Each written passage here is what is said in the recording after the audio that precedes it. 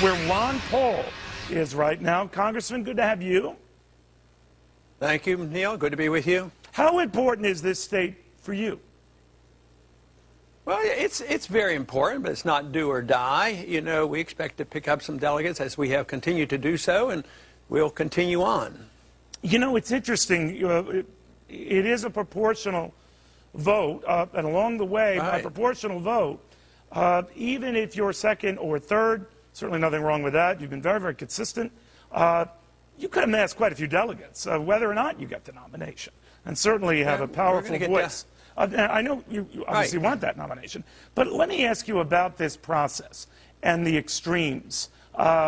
You've seen the leaders go up and down. Now Iowa's been recertified to show Santorum won and not Romney. South Carolina, where Romney was winning, he might lose. What's going on within your party? Well, I don't think the message is very clear. I have a very clear message, but I'm challenging the status quo. The rest of the candidates are part of the status quo, and nobody seems to be happy because they don't see what difference they're going to make. So their numbers come and go, but if you look at ours, you know, there was one time, not too many months ago, they knew that we had a significant group of people that were interested in what I was doing and having a precise definition of what government should be doing. But the ceiling was always 8 or 9%. You know, yeah, he's doing okay, but there's a ceiling.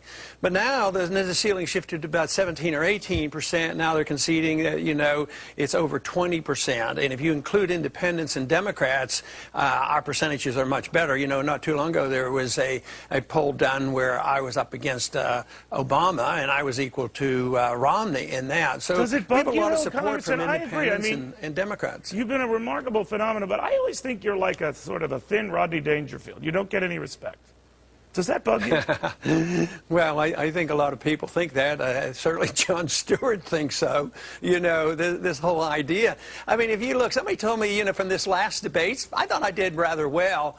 And they went down the number of times they mentioned the other three candidates in the review of the debate.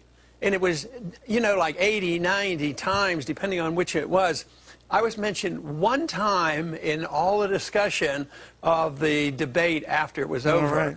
Now, you might argue I didn't win, or some people argue that I did. You had the juice. But it deserved more than one mention on all the stations. Somebody went and added these all up. Thank you, Congressman. So what's going on here? You're in this media business. I'd like to know exactly how that comes about.